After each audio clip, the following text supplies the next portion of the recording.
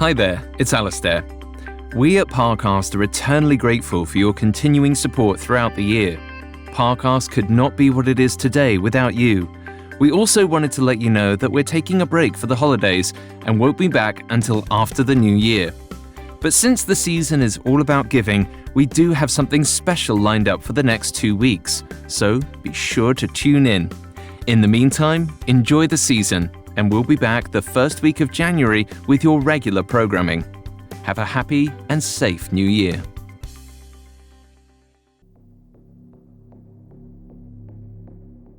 The following episode contains descriptions of ableism, enslavement, and mental illness.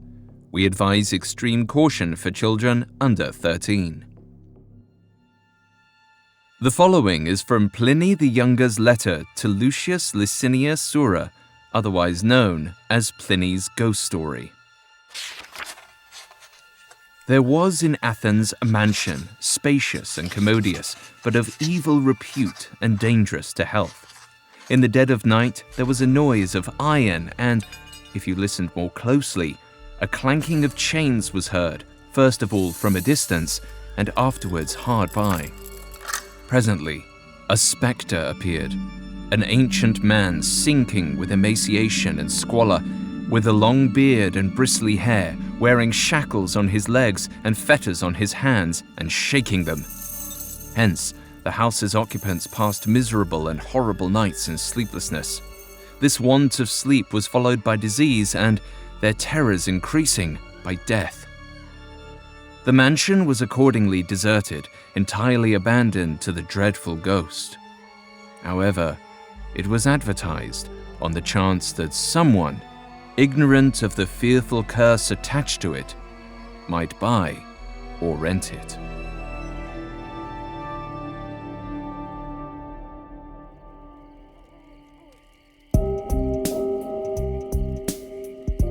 Hi everyone, I'm Alistair Murden, and this is Haunted Places Ghost Stories, a Spotify original from Parcast.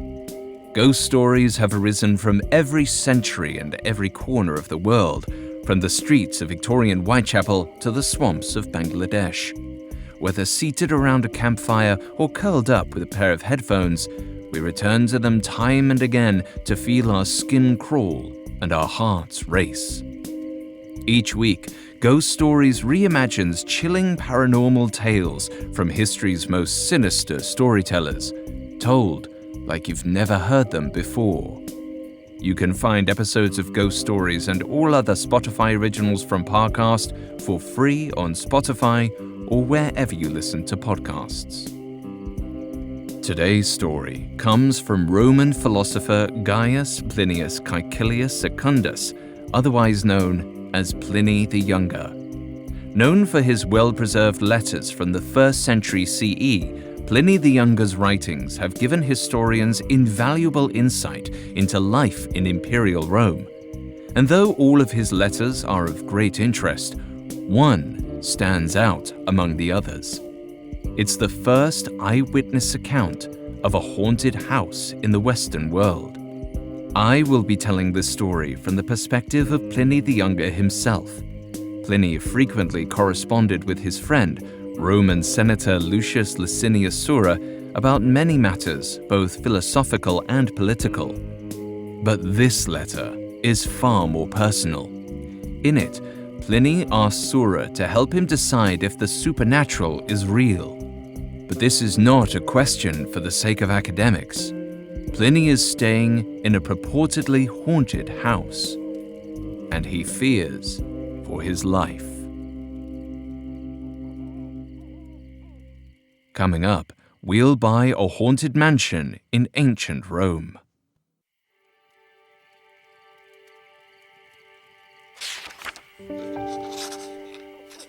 My dearest noble Sura, many years ago we discussed the idea of the supernatural at great length.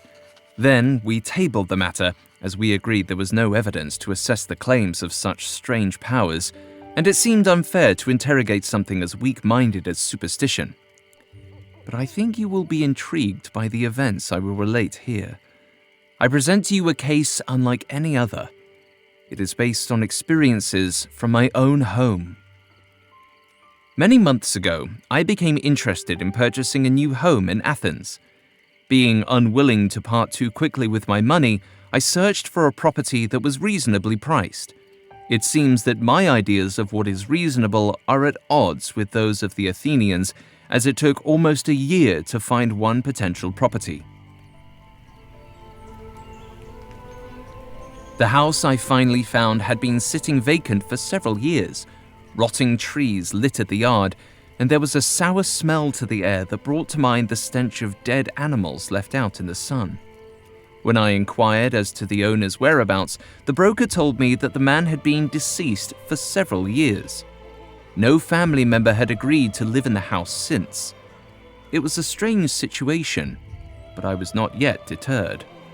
I asked if the place had any previous owners. "Yes," the broker replied nervously, but then he cleared his throat and said in a haughty voice, "Several." "Well, out with it then," I ordered. The man was clearly trying to decide how desperate he was to make a sale. He patted at his brow as we lingered outside the gate of the property, but I had a feeling he was not perspiring from the heat alone. Finally, he spoke. "It is said that anyone who lives here dies." I paused, thinking at first that one could say that of any building when one took into account our own inevitable mortality. I tried to point this out to the nervous man and insisted that we tour the home, but he refused. "Sir, I've never been inside the place for good reason. I would prefer that we conduct our business out here." I was growing annoyed with the man's lack of reason. I clapped him on the shoulder and told him he had nothing to fear. Cowardice should not interrupt commerce. Come on. I pushed the gate open.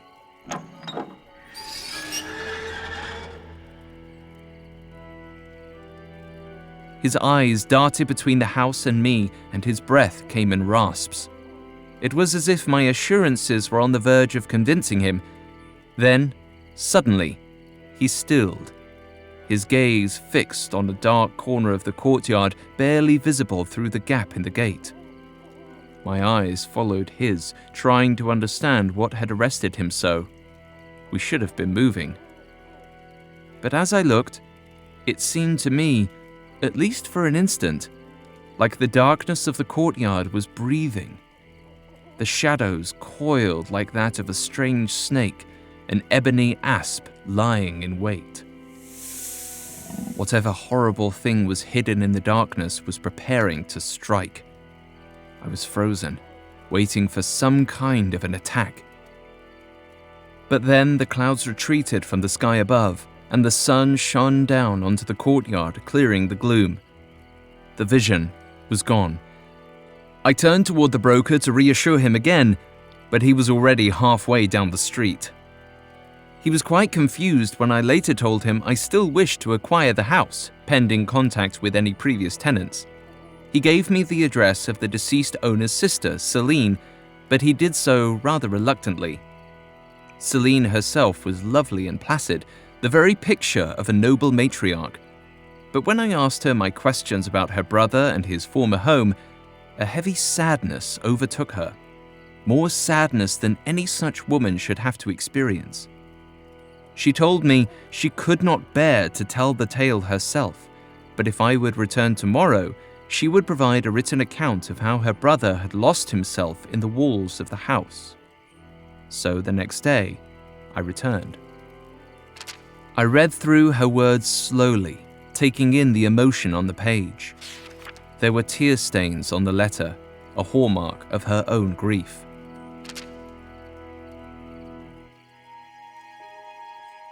According to Celine, her brother Alexander had always desired the house, even long before he owned it. The columns gleamed white under the sunshine, the tile remained cool even in the heat, and the large courtyard held a lush olive grove. Alexander told Celine that his dreams always took place in that courtyard. Even when sleeping, he was consumed by the house's beauty. At the time, the house wasn't for sale, but that didn't deter him. He would gather in the olive grove for hours, peering into a future that he was sure would soon be his. To purchase the home, he sold all of his possessions. He He begged for money from every relative he could come across, then every acquaintance and passerby. When he still did not have enough money, he robbed several of his friends. He sold his family's priceless antiquities for less than their value. And yet, he showed no shame or regret. In Alexander's mind, the house was worth whatever cost it occurred. Alexander offered the deceased owner's family a hefty sum. They had not wished to sell it in hopes of deterring any further occupancy, but in the face of coin, their noble efforts fell to pieces. Alexander bought the house and brought his sister along for the first tour. When she walked through the place for the first time, the grove was still picturesque, but the plaster was crumbling. Dust littered the floor, and large cracks ran through the ceiling like veins. Celine remarked on the poor upkeep, but Alexander looked at her strangely. No, sister," he said. "The decor, all the glitter, the gold. Don't you see it? It is everywhere." But there was no glitter, no gold.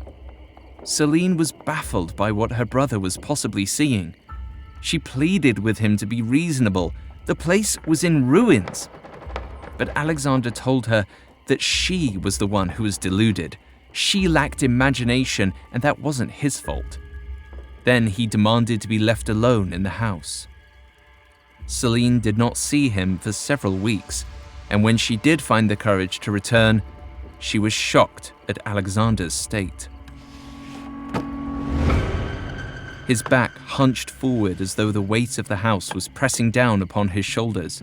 He was covered in plaster dust, making him look as pale as the dead, but he seemed not to care. He claimed to be in high spirits, entirely pleased with his progress in making the house a home. There had been a few snags, he admitted, but he had taken care of them now. They walked to the inner courtyard together. Despite Alexander's assurances that he had renovated, things were even worse than before.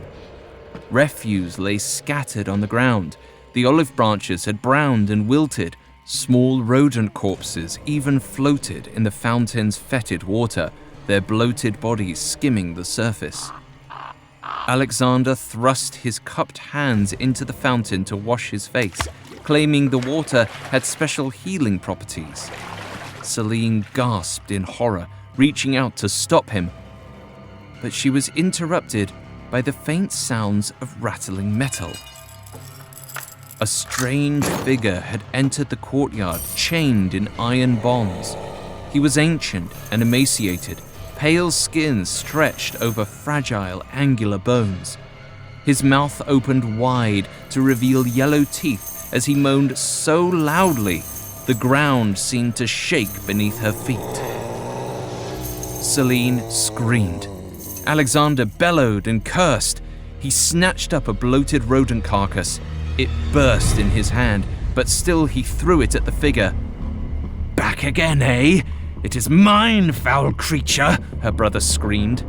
"Mine!" Celine watched in stunned silence as Alexander launched himself at the figure, hands outstretched to close around his neck. But just as his fingers should have reached the skeletal man's throat, he disappeared.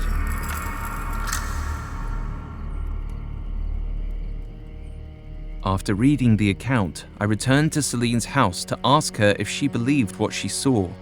Her gaze was steely on me as she spoke. "Something is uneasy in that house. I am not sure of its nature. I am not brave enough to ask. If you believe you are the one to inquire, sir, I suggest you make many offerings before venturing through that damned grove." You may be surprised, Sora, to hear that I almost believed her. The image she painted was so arresting, so very unnerving and unnatural, that I struggled to shake it for several days. But, in the end, my reason won out. The house was cheap, and I was not about to wait another year to find a better property. I purchased the home and began preparations to occupy it. Not for a moment did I believe I should suffer from the same hallucinations as Celine's brother. I'm a rational man after all, and I was sure what he had seen was confined to the recesses of his addled mind. How very wrong I was.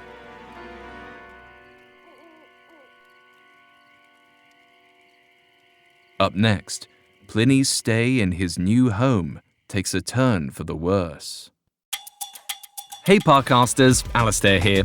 If you haven't had a chance to check out the entertaining new podcast Blind Dating, now's the time to binge what you've missed before catching all new episodes every Wednesday. In this Spotify original from Parcast, we're expanding the places you can meet your match with a twist you'll never see coming. Join host Tara Michelle as she introduces one hopeful single to two strangers in a voice-only call. Through a series of illuminating games and questions, the trio will get to know one another without the distraction of appearances. But once the cameras are turned on, is personality still enough for these strangers to fall for each other? Or will they say farewell? Connect with new episodes of Blind Dating every Wednesday. You can find and follow Blind Dating free on Spotify or wherever you get your podcasts. Now, back to the story. Most admired Sura, we are both rational men. Far more rational than poor Celine and her brother Alexander, consumed by the foul inventions of their suggestible minds.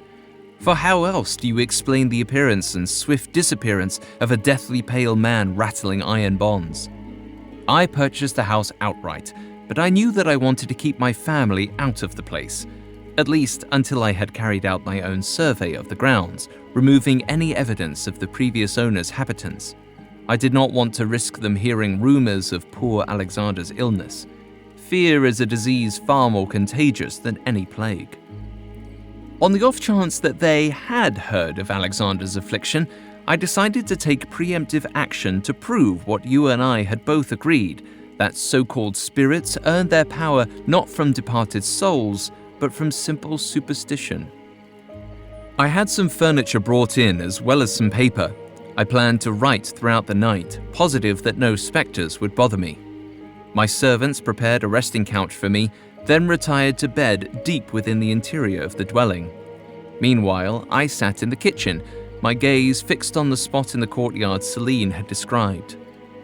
There was a rather pathetic attempt at a mural on the ceiling that had started to peel away. Brown film coated the tiles so heavily that I could not see the ceramic underneath. But if poor housekeeping was a sign of the supernatural, half the homes in Athens held spirits and monsters, wouldn't you agree? I saw no ghosts, no goblins, and no minotaurs as I took my place upon the couch and began my work. I had just finished a page of work when I heard the scrape of iron against iron. The sound started near the room's entrance to the courtyard and crept further into the room. I had not told my servants about the rumors surrounding the house, but I could not be sure that they hadn't heard the story elsewhere and decided to reenact it. They were an inventive sort, my servants, and I could easily picture them borrowing heavy pots and pans that had not yet been unpacked to play a trick on me. I continued on with my notes. A rustling of fabric now followed the sounds of the metal. I tried to keep my sentences on task, but I noticed I was now marking down each time I heard the sound. I calmed myself, quietly chuckling as I pictured Marcus and Philippa shaking a tapestry to conjure the sound. I kept my head down. I did not want to betray the true nature of my focus until I could nab the mischievous villains outright.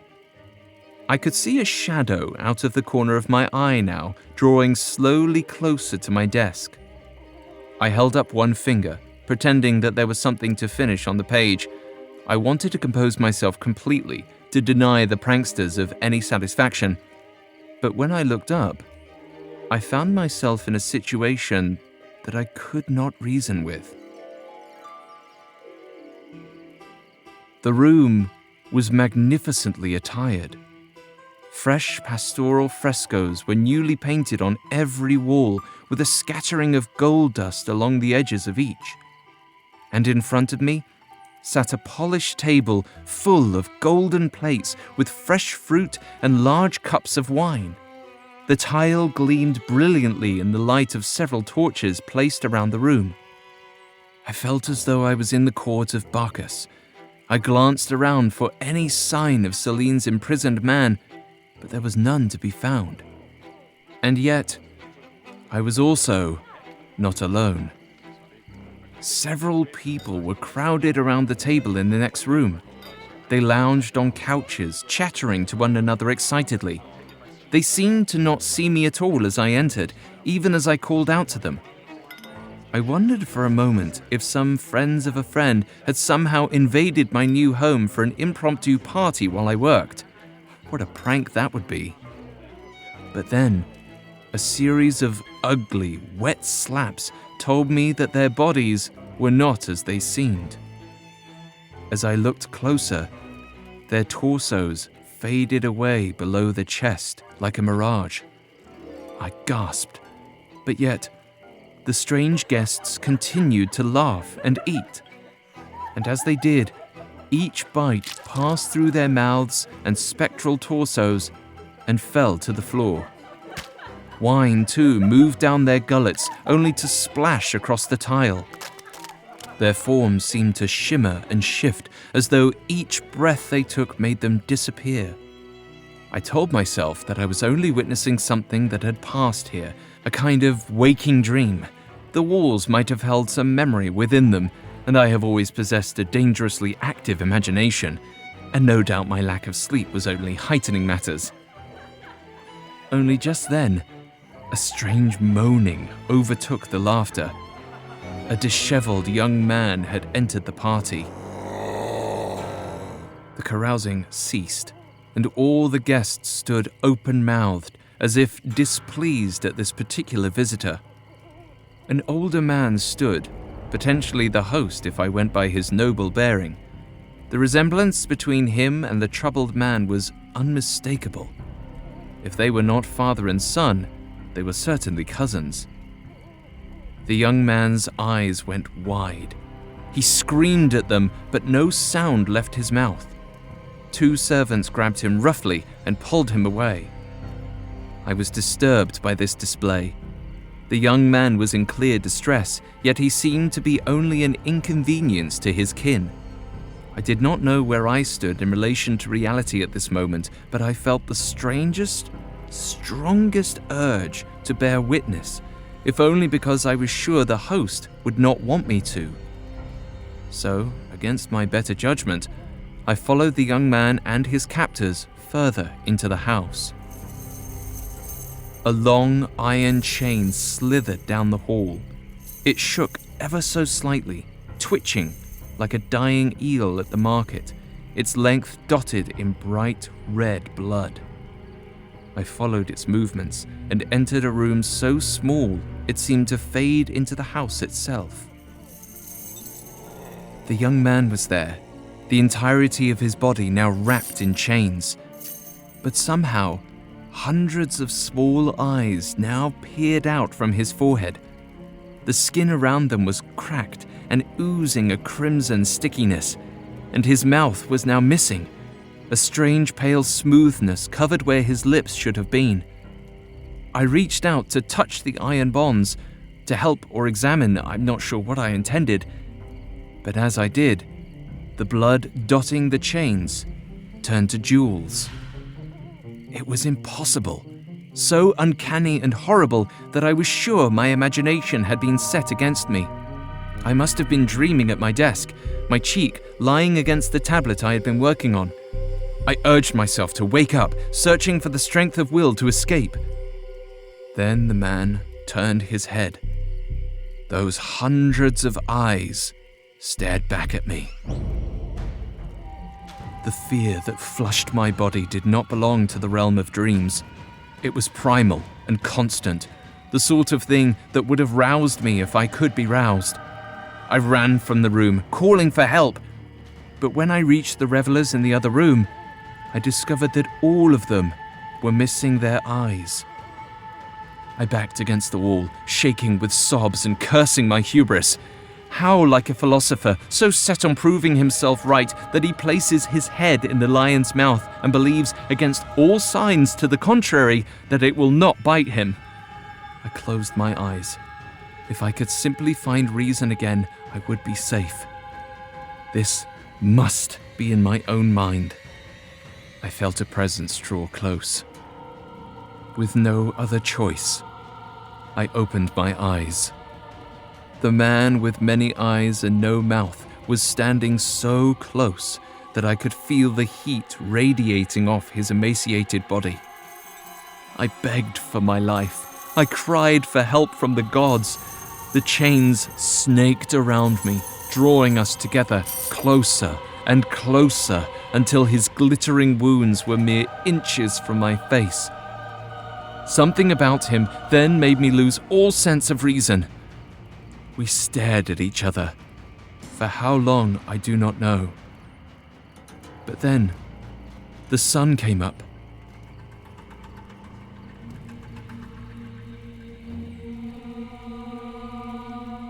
In the morning, I awoke to small red marks all over my body. The wounds have yet to heal. When I close my eyes, I see him still. I feel the twisting chains around my limbs even now, always rising further and further. I do not know what will happen when they reach my head. I refused to give in to paranoia. I ordered my servants to search the little room I had found, and there, in a hastily constructed hole in the wall, was a mostly broken human skeleton, bound in chains. I do not know how this man came to be or died. I suspect he is some secret of the previous owner, but like Celine, I will never know. I am certain, though, that something spectral reached out on his behalf. You are welcome to disagree with me on this, dearest Sura. In fact, I would prefer it, as you are the wisest man I know. In my heart, some hope still lives that the torture of that bound man is only a dream. Yet, you and I both know some men have such horrors in their hearts, and often can turn on those they should protect and care for. But I will only hear an argument against his existence if you will occupy the house until morning, as I did. For I would like to know what you see in the middle of the night.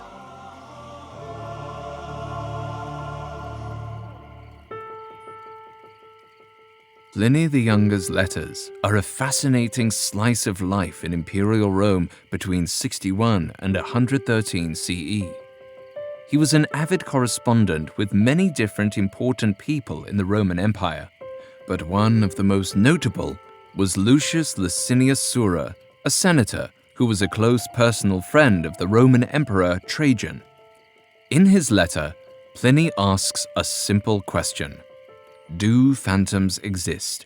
Or are supernatural powers only empty delusions shaped from our fears?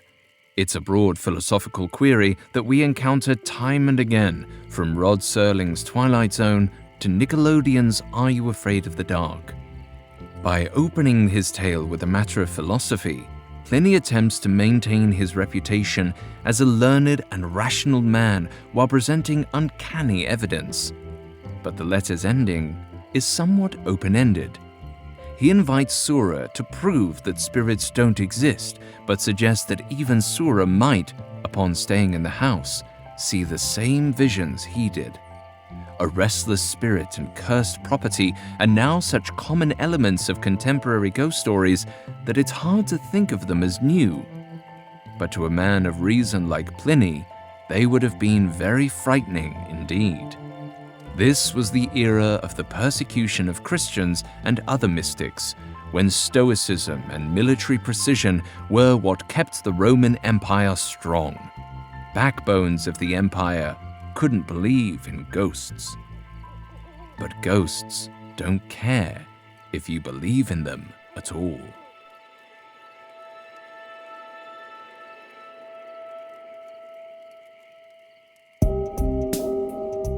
Thanks again for tuning into Haunted Places Ghost Stories. We will be back on Thursday with a new episode.